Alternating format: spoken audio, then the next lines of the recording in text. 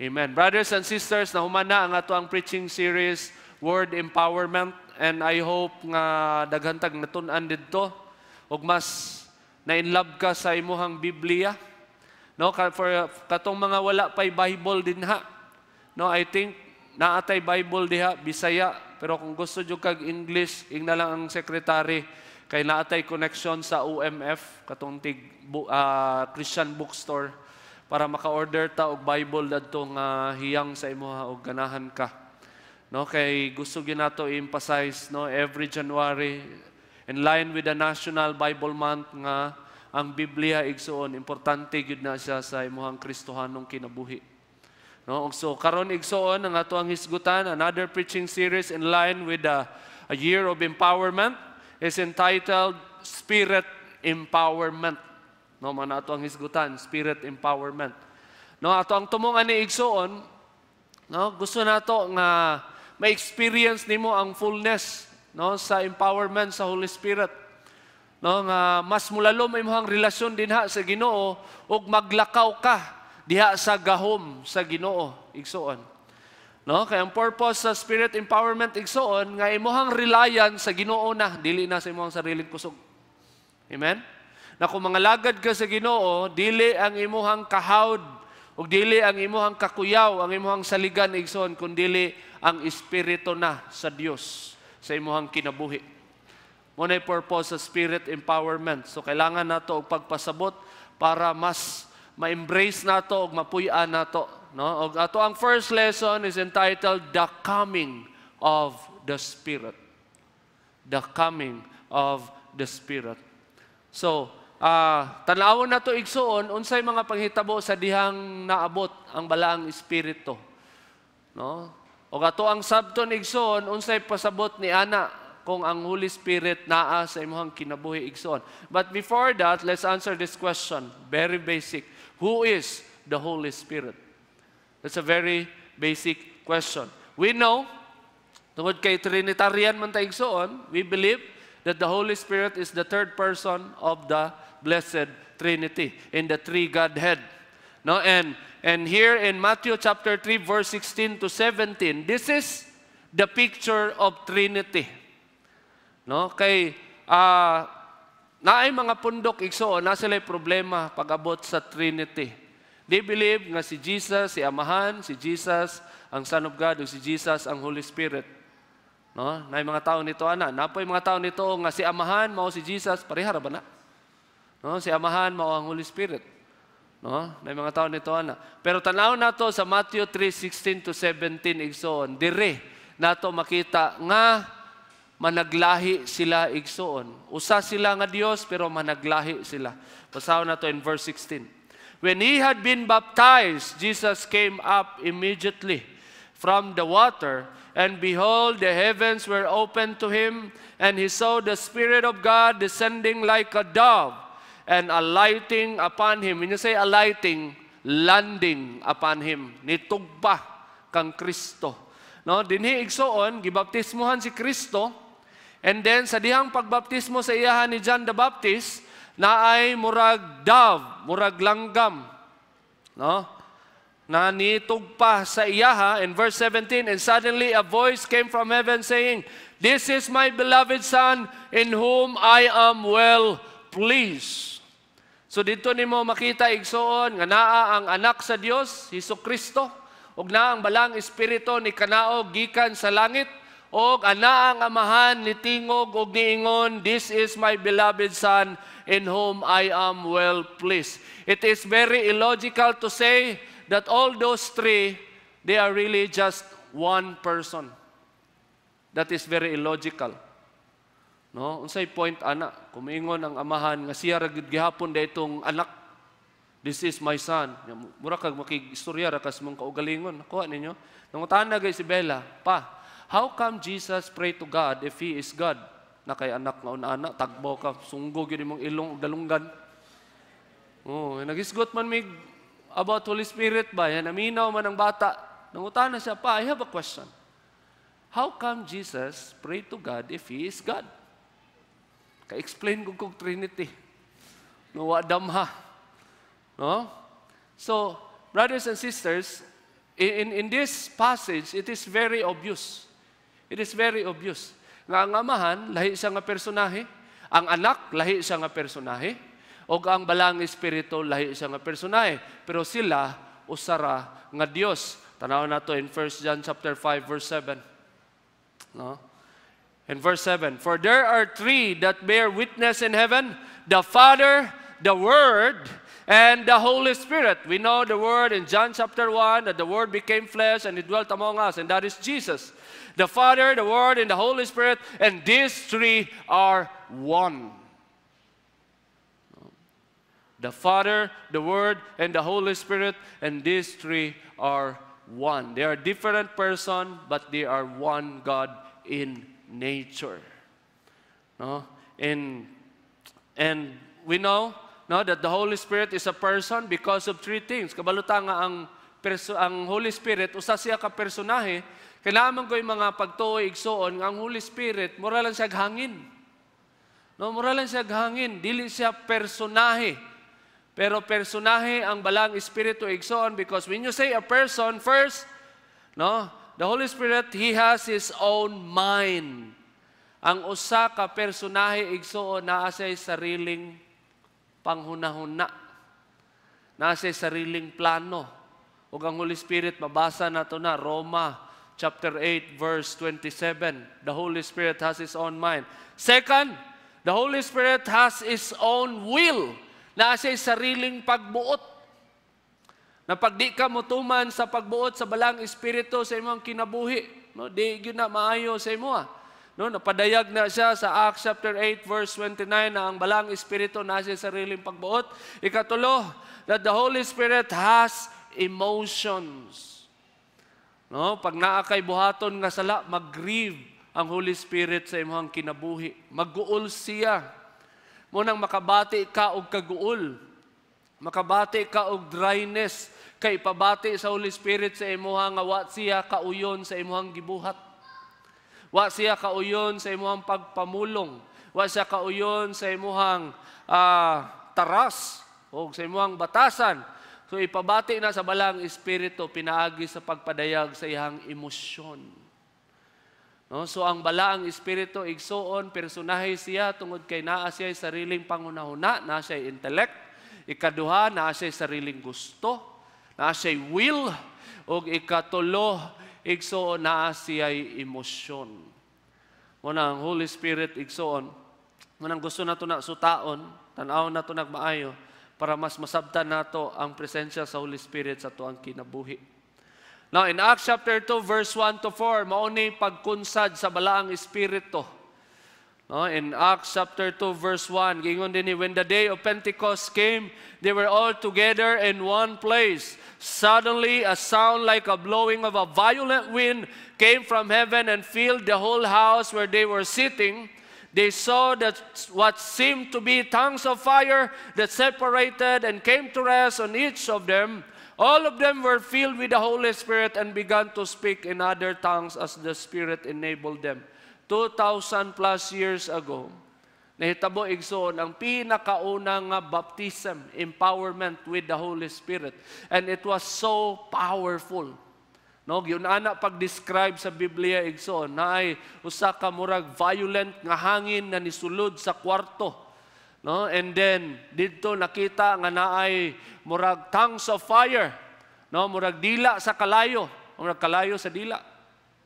No, nga nitugpa sa ulo sa mga apostoles ug sa mga believers, and then they spoke in tongues, and that's according to unsay gusto sa balang espiritu. Dili sad mabasa nato nga ang Holy Spirit naa siya'y pagbuot.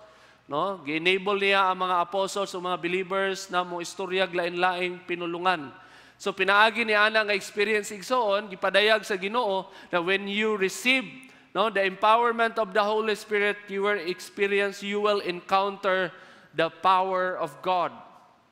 Ug mo na siya ato ang tumong igsoon nga imong Kristohanong kinabuhi. No?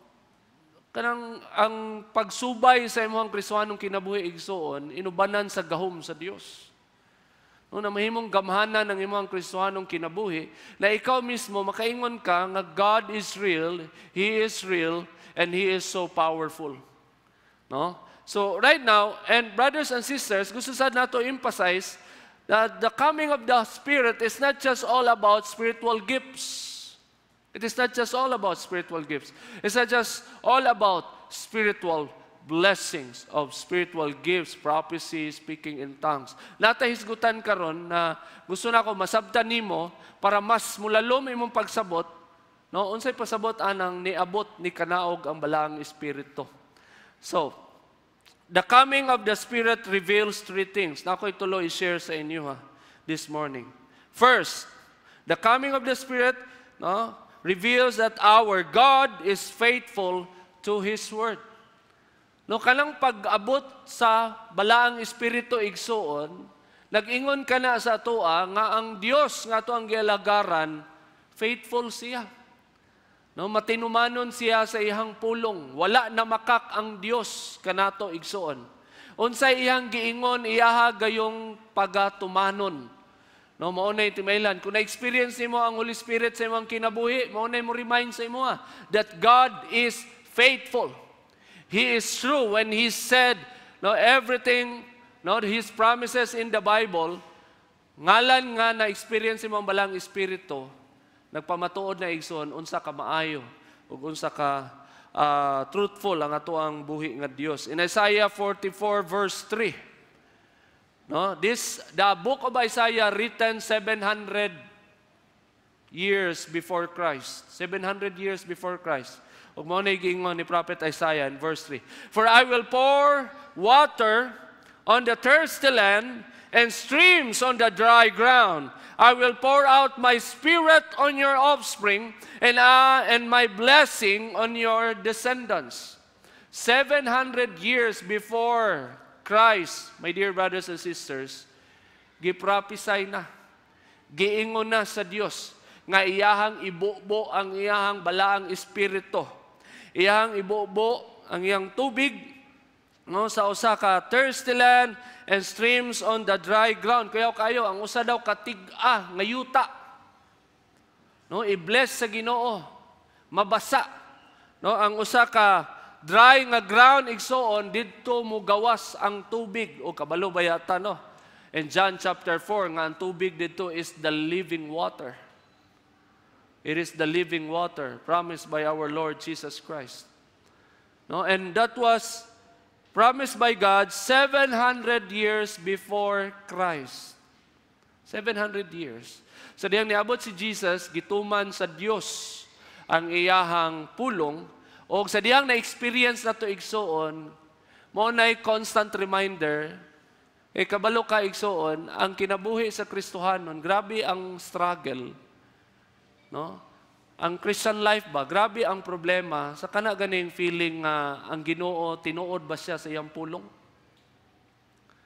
No? Labi na pag naakay problema, labi na pag gibiyaan ka sa mong uyab, labi na nagka-problema ang imong pamilya, nakay problema sa kwarta, padulong ka nang apply og trabaho, nagahulat kag panalangin, diha ang struggle igsoon. Diha ka magunahuna kung tinuod ba ka Lord, tinuod ba ang giingon nimo sa imong pulong? Tinuod ba nga imong pagatumanon ang imong giingon diha sa imong Biblia? Mo na usually ang ato ang struggle. Mo na usually ang mo come up sa ato ang hunahuna. No, naay mga Kristohanon, wala ka survive ni ana. Nga naman, kay mapuno og kabalaka ang ilang unahuna og mapuno og grabing pagduha-duha. Karon gusto ipadayag sa Dios kanimo igsoon, when you experience the Holy Spirit, when you experience the spirit of joy, love, peace, freedom, blessing, pagpadayag sa Ginoo sa iyang kinabuhi, sa iyang presensya sa imuha igsoon, mo na mo ingon sa imuha nga matinud-anon ang Dios, panahon sa imong problema, masimpag di nimo ma-feel ang Ginoo, ngalan nga na-experience nimo siya, mo na ang imuhang sumbanan igsoon. Mo na imong basis. Ang Lord, gi-bless ko nimo sa una, na-experience yun ta ka sa life camp, na-experience yun ta ka sa SOGMC, praise and worship. Pag nabasa na ko ang word nimo, Lord, sharp kayo, naigo yun akong kasing-kasing, katumoy nagpamatuod, nga naadjug ka. Sumunay mo tabang sa imong igsoon nga mo survive ka sa imong problema. No, in Joel chapter 2 verse 28 to 29, no, giingon sa dinhi, gisulat ni sa igsoon 300 years before Christ. No, 700 years before Christ, nag-ingon ng Dios, I will pour out my spirit. 300 years before Christ, nag-ingon ng Ginoo, and afterward, I will pour out my spirit on all people. Your sons and daughters will prophesy. Your old men will dream dreams. And your young men will see visions. Even on my servants, both men and women, I will pour out my spirit in those days. Kayo, God promised 300 years before Christ that when He poured out His Spirit, people, they will see visions, they will have dreams. What is the point of that? That people, they will live for God and their lives is all about God Himself. Ano man ay point, Igsoon? Anong padamguhon ka sa Ginoo? Anong pakiton kag talan-awon? Because God wants to get your attention and God wants your life to be, no, ganing magtuyok diha sa Dios. No, kay pagpadamguhon ka, uy, gipadamgo na sa ko sa Ginoo, nya mo share na sa ka na kay mga dreams, ipa-impress sa Ginoo. Unsa di man damgo brad na maghinulso lagi daw ko sa kong sala. Unay pinakanindot nga damgo nga imong madawatan sa Ginoo. Nang padamguhon gay ka nga nakasala ka. Tapos gusto sa Ginoo maghinulsol ka, maunay pinaka-healthy nga damgo igsuon. No? Nang about repentance, about surrender, no? So in Joel chapter 2, no, grabe kayo gipakita sa Ginoo din nga determinado siya, mauni iyahang gusto buhaton, iyahang ibubo yang espiritu ug naay ti mailhan nga naa ang iyang espiritu. Pero ang point sa mga blessing o spiritual gifts igsoon, for you to know that God is faithful to His word. No? Pastor, posible ba, pastor, nga naa kay spiritual gift pero niabot ka sa unahan, nag-doubt ka sa pulong sa Ginoo, ay, daghan kiko kaila. Na-claim nga nag-speak in tongues, power kayo mag-speak in tongues, saba kayo during praise and worship. Oh. Grabe kayo, pero nag-backslide. Na ako'y kaila nga mag-vision, open vision jud. Oh, pag mag-worship, makita niya, nasa makita angels, ana-ana. Pero asa, nag-backslide. Dahil kung kaila igsoon nga na mga superpower. Oh, di lang man silang na superpower. Damo po ko'y superpower, gamay lang. No? Kay gasa sa balang espiritu ba? Pero na ako'y mga kaila nga mo na ilahang kuan, kuyaw jud kayo.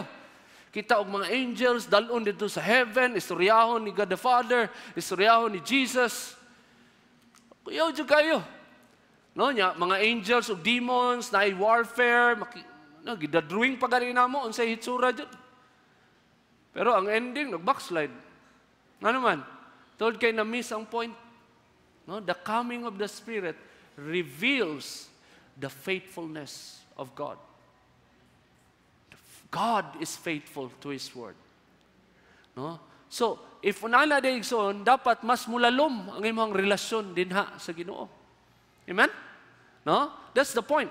Nganong tagaan man kag balang espiritu para mahimo kang kuyaw, para mahimo kang gamhanan, para nakay kapanghambog sa imong kapwa Kristiyano nga nagastorya kag lain-laing pinulungan, pus makita kag mga anghel ug mga so unsay mga makita? No. The point of the coming of the Spirit of God is to tell you that God is faithful. He is not a liar. Amen? He is not a liar. What He said, it will come to pass. No? And thoughts to keep. The presence of the Spirit confirms the credibility of God's word. The presence of the Spirit confirms the credibility of God's word. Sa una igsoon, sa diyang nagsugod pa ko, 2001, I tried to ask spiritual gifts. No, nag-appeal ko og youth camp sa Youth for Christ sa una. Pero wala dyan ako nadawat ang gift sa Holy Spirit. And then after 4 years, sa diyang niagi ko, grabing kuso-kuso, problema, left and right.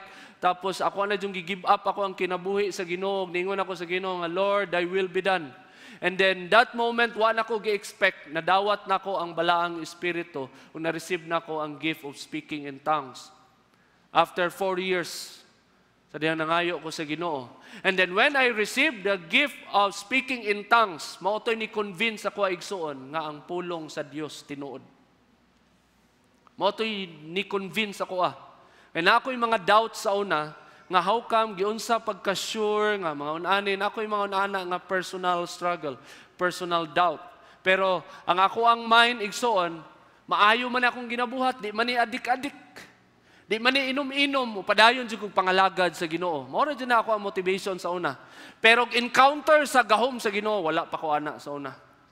Then after 4 years, sa dihang na-encounter na ako, na-receive na ko ang gift sa Holy Spirit, walay naglay hands sa ako Ako ang naglay hands para mo speak, katong speaker, mag-discuss sa empowerment sa Holy Spirit. And then when sa dihang nag-ampo ko sa iya igsoon, dito na ko nadawat ang gift sa Holy Spirit.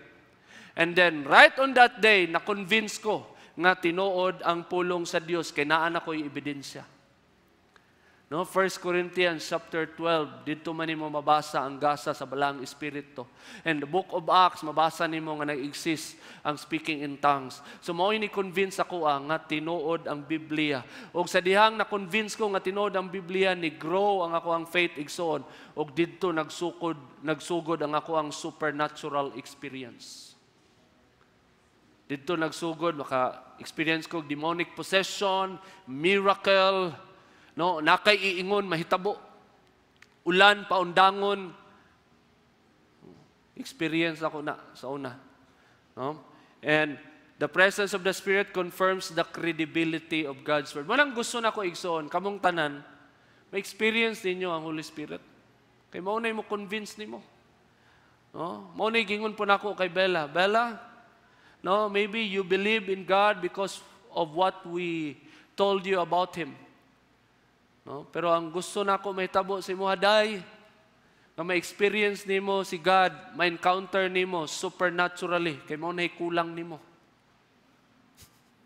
Gingnan ako, lisura mahimong anak kag pastor ang ordinary life ba, murag simba. Gingnan dyan ako siya, experience ko Trinity. Pagkasunod, adlaw, nagtanaw man kog YouTube nga testimony sa naka-encounter sa presensya sa Ginoo. Gi-share nako siya. Mo ni kulang nimo. So dapat ma-encounter nimo ang Ginoo. And that, if the moment ma-encounter nimo ang Ginoo, didto na kamo ingon na, now I know. And now I believe. And second, the presence of the Spirit reminds us of God's faithfulness. Mo-remind siya sa credibility sa pulong sa Dios o mo-remind siya sa faithfulness sa Dios. And third, when you have the Spirit, your life will become God-centered. If you have, when you have the Spirit of God, your life will become God-centered igsoon. The more mulalom imong relasyon sa Ginoo, the more nimo ma-experience ang gahom sa Ginoo. The second point, that the coming of the Holy Spirit reveals that God wants to be with His people. Atong una, God wants, our God is faithful to His Word. He wants you to know that He is faithful to His Word. Gusto sa Ginoo nga musalig ka sa iyang pulong. Gusto sa Ginoo nga mas mulig-on imong pagtuo dinha sa iyang pulong. O karon igsoon, God wants you to know that He wants to be with His people. And that's the purpose of the coming of the Holy Spirit. Gusto makig-unong o gusto makig-uban ang Dios kanimo igsuon. Maybe na kay issue sa imong kinabuhi, kay wala kay friends, wala kay ganahan nimo, wala kay ganahan makigkuyog nimo igsuon, but right now God wants you to know that He wants to be with you. And that's the revelation of the coming of the Holy Spirit. Gusto siya muuban nimo igsoon. Gusto sa Dios nga kauban kaniya pirmi. Unaana ato ang buhi nga Dios. Amen? Palakpakan na to, ang buhi nga Dios. Lord, salamat. Unahuna ka. Tanaw niyo yung kaugalingon, Ngayon ka, unlikable jud kay ka, unlovable. Oh, di kay ka kaingon nga okay kay ka nga pagkatao. Pero how ka man Ginoo gusto siya makig-uban nimo, igsoon. Unay nakanindot. Now in John 14 verse 16 to 18. Now gingon dinhi igsoon in verse 16. And I will ask the Father, Jesus said, and I will ask the Father and he will give you another advocate who will never leave you. No, niingon si Jesus, I will ask the Father and he will give you another advocate and who will never leave you. Di gyud daw mo biya sa imuha igsoon. Di gyud daw mo biya, di gyud daw kabiyaan. In verse 17, He is the Holy Spirit who leads into all truth. Ngayon si Jesus, I will ask the Father and He will give you another advocate, and that advocate is the Holy Spirit, and the Holy Spirit will never leave you. Munang pag nahimo na kang born again igsoon, unay mga kusukuso sa imong problema, ang kasagaran mo santok sa imong una-una, asa naman ka, Lord? Di ba? No. Labi na, nagsakit ka. Di ba? Gikalintura ka, taas kay mong hilanat, 40. Dengue naman, oy. No? Problemado kay ka. Moingon dayon ka, asa naman ka, Lord? Gibiyaan naman ko nimo, Lord. Di ba? Mga common na mga ginaingon sa mga Kristohanon. Pag dili okay ang married life, asa naman ka, Lord? Di na nimo makita ang Ginoo. Pero kuyaw kay Igsoon, whether you feel Him or not, according to Jesus, the advocate, the helper, that God will give you, the Holy Spirit, will never leave you. Ingnay mong katapad, God will never leave you. He will never leave you. Huh? He is the Holy Spirit who leads into all truth. Di ka niya biyaan mo ng ayog katingala igsoon na from time to time,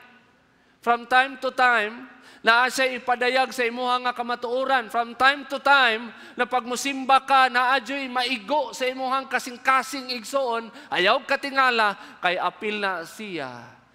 No? Sa effect sa presensya sa balang espiritu sa imuhang kinabuhi. Gusto lang kag idea nga di ka biyaan sa Ginoo. Salamat ka, Lord. Salamat, Lord. Di ko nimo biyaan. Pero pag musimba ka, maigo man ka, pasabot ana, nag-uban ang Ginoo nimo. Amen? No? Kaya ngingon man diri, He is the Holy Spirit who leads into all truth. He is the Holy Spirit who leads you into all truth. And that Holy Spirit will never leave you. Di ka niya biyaan. Di ka niya undangan. Maunang pagmusimba kag sugod sa GMC, malanag ka sa kamatuoran. Gahom na siya sa balang espiritu. Presensya na siya sa balang espiritu. Kaya maunay biblical nga Holy Spirit. Dili lang magmusimba ka, magkirig-kirig lang ka, nyawa kay natunan. No? Nalimtan nimo ang giwali kay pirti nimong kirig. Natumba man kaya, nabunal imong ulo, siminto, nakalimot ka swali ni pastor. Dili na iya sa balahang espiritu igsoon. No, the Holy Spirit will never leave you, and the Holy Spirit will lead you into all truth. No, the world cannot receive Him because it isn't looking for Him and doesn't recognize Him. No, pag may ma-overwhelm ka sa simbahan, kapil kag life camp, kapil kag simba, yan, nabati di mo ang presensya sa balang espiritu. Tapos i-share ni mo sa mga friends, di sila ka-relate ni mo igsoon. Malaan ka nga nabuang na ka. Uy, naunsa naman kabay, uy. Sa una, mag-inom ta sa una, inom ta Red Horse. No, mura kag buang sa una. Karon wa naman ka, di naman kahubog, pero mura gihapon kag buang. Sa unsa na lang imuhang iingon. Di na ka masabtan. Kaya nag-ingon na ang Biblia igsoon. Huh? No, the world cannot receive Him because isn't looking for Him and doesn't recognize Him. Ayaw katingala nga malain pagsabot sa mga tao ay mong experience. No? Tungod kay wala nangita o wala nang inahanglan ng kalibutan sa balang espiritu. No? But you know Him because He lives with you now. Ingon si Jesus, you know Him because He lives with you now and later will be in you. I-underline ako igsoon. Nagingon si Jesus, because He lives with you now. Pasabot igsoon, ang balang espiritu ni kuyog sa mga apostoles. Kay naaman si Kristo, naa ang balaang espiritu. Pero nag-ingon siya, and later will be in you. He is talking about the baptism of the Holy Spirit. So pwede na igsuon nga nag-uban lang ang balang espiritu sa imuha, pero wala pa siya kasulod sa imuha.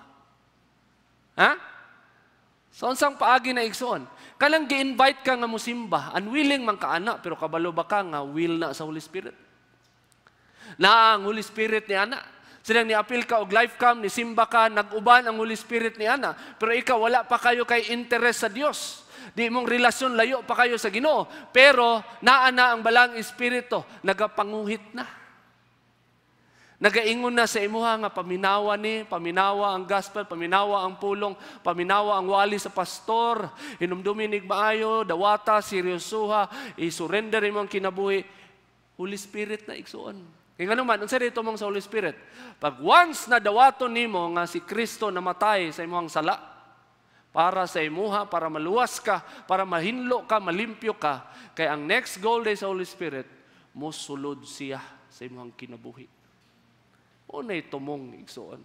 Una ningon si Kristo din no? But you know Him because He lives with you now and later will be in you. Amen? No, mo nang di ka muundang og pang-invite. Di ka muundang og dala sa imong pamilya sa simbahan. Di ka muundang og sangyaw sa pulong sa Dios sa imong pamilya, sa imong mama, papa, imong mga igsoon, imong mga higala, relatives, silingan nimo, di ka muundang igsoon. Kay pinaagi niya na igsoon, mabati nila ang balang espiritu, pero dili pag yun na mao. Kinahanglan na ma-encounter nila ang gahom sa Dios o madawat nila personally ang balaang espiritu. In verse 18, no, I will not abandon you as orphans. I will come to you, Jesus said. I will not abandon you. I will come to you. Kuyaw kayo ang promise sa Ginoo, no? Kasi sabay nag-promise ni mo, anak, awa niya tumana. I will not abandon you. I will love you forever. And then, taod-taod, lahi na ikauban. No? Laghag na nga pakyas, anak. Muna igsoon, advice para sa mga February naman, no? Oh, hapit naman, no? Love month naman. Advice igsoon, higugma ang Dios labaw sa tanan. Nga naman, siya rin mo promise nimo. Kuya kayang promise, I will not abandon you as orphans. I will come to you. And that is through the Holy Spirit. Thoughts to keep. The presence of the Spirit is a constant reminder that God is with you. The presence of the Spirit. Constant reminder. Ngang Ginoo nag-uban kanimo. He is with you. And He wants to be in you. Amen? He wants to be in you. No? Ma-amaze ka sa testimony sa uban, kuyawa na no, naka-experience sila divine providence, nag-ampo, gitubag sa Ginoo. Kuyawa no, healing, nahitabo, gigamit sila sa Ginoo, kuyawa no. Yeah, that's the work of the Spirit. But the point of the Spirit, ikaw mismo, maka-experience ka na. Muna'y gusto sa balang Espiritu. Amen? No? Nga ikaw, igsuon. No? Kinsa man ka. No, naitumong ang balang espiritu sa imuha. He is with you now. He is with you now. You listen to the testimony. You listen to God's word. But His goal is to be in you. Because He wants you to know that He is with you. He always with you. He will never leave you. Second, if God is with you, you will encounter all truth. Ano yung sikreto, Ikson? Kung tinuod nga nag-uban ang Ginoo sa imuha, ma-encounter nimo tanang kamatuoran nga dapat nimong may baluan.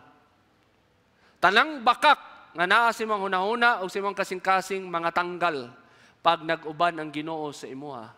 Munang imposible kay na igsoon nga moingon ka nga nag-uban ang Ginoo sa imuha, pero bisag asa ra ka moadto, wa kay klaro nga simbahan, walay klaro ang imong relationship sa Ginoo, imong pagbasag Biblia, pero pag moatubang kag mga Kristiyano, tuo kay ka nga nag-uban ang Ginoo sa imuha tungod kay naa kay mga unani nagakirig-kirig ka pag moampo ka. Nay mga unana nga mga Christian. Pero walay simbahan, walay pastor, o tagsara mo simba. Pero mutuo sila nga nag-uban ng Ginoo sa ila. No? According to the Word of God, if God is with you, you will encounter all truth. Tanang kamatuoran, ma-encounter na nimo igsoon. Amen? No? The coming of the Holy Spirit reveals that our God is faithful to His Word, and then God wants to be with His people. And third, the coming of the Holy Spirit reveals that Jesus Christ resurrected and seated with God in power. Kabalo ba kay igsoon nga ang presensya sa Holy Spirit mao nay nagpamatuod nga nabanhaw si Kristo. Mao nay moingon sa imuha, mao nay prueba nga nabanhaw si Kristo, ang presensya sa balang Espiritu. Now in John 16 verse 7, ingon si Jesus, "But in fact, it is best for you that I go away, because if I don't, the Advocate, the Holy Spirit, won't come. If I do go away, then I will send Him to you." Nangingon siya sa mga disipulo, nga mas maayo nga muhawa ko. Pasabot niya, mas maayo nga mubalik ko sa Amahan. Kay kung dili na ko nabuhaton, dili mo kanaog ang Advocate, dili mo kanaog ang balang Espiritu. No? Naingon si Kristo ni Ana. In Acts chapter 2 verse 33, no, ingon sa din, "Now He, Jesus, is exalted to the place of highest honor in heaven at God's right hand, and the Father, as He had promised, gave Him the Holy Spirit to pour out upon us, just as you see and hear today." No, nag-ingon, igsoon si Apostle Peter, that it is Jesus is exalted to the place of highest honor in heaven at God's right hand, and was given the Holy Spirit, and He poured it out. And that's why they experience in the book of Acts chapter 2 the baptism of the Holy Spirit. So ang presensya sa balang Espiritu igsoon, ang mga testimonya na nagpamatuod nga naay tinuod ang baptism sa Holy Spirit, nagpamatuod ka na igsoon na si Kristo nabanhaw og naglingkod sa tuo sa Amahan nga gamhanan. Amen? No? Mao nay mo prove igsoon, no? Nga si Kristo nahimong madaugon. No, in 1 Peter chapter 3 verse 22. "Now Christ has gone to heaven. He is seated in the place of honor next to God." Other translation, He is seated in the place of honor at the right hand of God, or next to God. "And all the angels and authorities and powers accept His authority." Ang presensya sa balang Espiritu igsoon, the coming of the Holy Spirit in your life will tell you that Jesus truly rose from the dead, and He is seated at the right hand of God. He is at the right hand of God, and all the powers and all the angels and all the powers, they accepted the authority of Christ. Mao nang pag magpalayas kag daotang Espiritu, mutuo siya sa ngalan ni Jesus. Nganuman, tungod kay si Kristo, nilingkod naman sa tuo sa Amahan. Ang tanang gahom naa na sa iya. Amen? No? So when you experience the Holy Spirit, mo na mo remind sa mo igsoon. No? So pag walang gusto nako, ma-experience ninyo ang spirit empowerment. Ano man, mahimo kang makusganon og di na ka mahadlok igsoon tungod kay ang presensya sa Holy Spirit mas naa siya lalom nga pasabot sa imuha og nasabdan nimo na di na jud ka dapat mahadlok tungod kay nag-uban ang balang espiritu. Tungod kay nag-uban ang balang espiritu, nag-uban ang Dios kanimo og tungod nganong nag-uban ang Dios kanimo tungod kay si Kristo nabanhaw og nisaka og nilingkod sa tuo sa Amahan. Og tanang authority, tanang gahom, og tanang espiritu, visible or invisible, they are under the authority of Christ. Inay mo ang katapad, ayaw kahadlok. Because Christ is risen. And the confirmation is the coming of the Holy Spirit. Mo nang nag-desire gyud ta dinhi sa SOGMC, ang atong desire that everybody will be filled by the Spirit of God. You will be filled by the Spirit of God, and you will experience the power of God. Thoughts to keep. The presence of the Spirit is the evidence of Christ's resurrection and ascension. So every time makadungog kag speaking in tongues, ang mo remind sa mga igsoon, grabe, nabanhaw Diyos Kristo. Makadungog kag healing, miracle, mo na maingon sa imo ha, igsoon nga grabe, tinuod yun nga nabanhaw si Kristo. Na inaayo nga masakiton. Miracle of providence in the name of Jesus. Makaingon siya, grabe, tinuod yun nga nabanhaw si Kristo. Kaya naay providence in the name of Jesus. Testimony of a life being changed by God. Mao na maingon sa imo nga tinuod yun nga nabanhaw si Kristo. Tungod kay naay kinabuhi nga nabag-o igsoon. Mo remind sa imo ha. Second, because Christ is in the right hand of God, we have nothing to fear. Amen? Because Christ is in the right hand of God, we have nothing to fear. Unsay struggle nimo, problema nimo, unsa nga mga demonyo nga nagasunod-sunod sa imo, ang horror sa imong past, they have no powers anymore in your life. Because you have the Holy Spirit. And the Holy Spirit will remind you that Christ was resurrected and Christ is now seated at the right hand of God. And He has all the power. Word to remember, the coming of the Holy Spirit reveals more than just spiritual gifts and blessings. Naay mali ang mga Christian, labi na mga charismatic o Pentecostal. Pag maghisgot na ganig, Holy Spirit and power, puro spiritual gifts ang ginaingon. Wala ginasabot, unsay nagpaluyo ni ana. Huh? It is the confirmation of God's faithfulness and power through Christ's resurrection and ascension. Because we have the Holy Spirit, we have nothing to be afraid of. Let us all stand.